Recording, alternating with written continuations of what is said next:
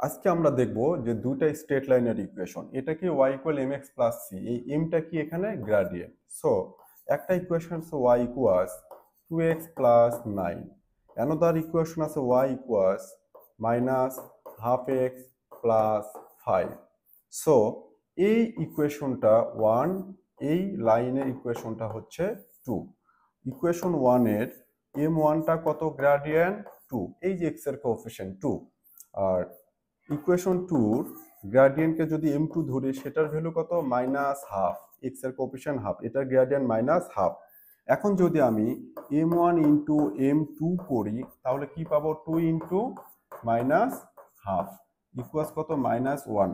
যখন দুইটা লাইনের গ্রেডিয়েন্টের প্রোডাক্ট মাইনাস 1 হবে তখন আমরা বলতে পারি যে এই দুইটা লাইন, একটা লাইন আরেকটার উপর perpendicular.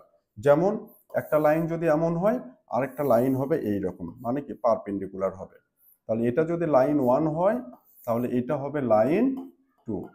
So if two lines are perpendicular then their products of gradient will be minus 1. So এই দুটা লাইন দেখে আমরা ইজিলি বলতে পারি যে এই দুটা লাইন, একটা লাইন আরেকটার উপর পারপেন্ডিকুলার। Thank you.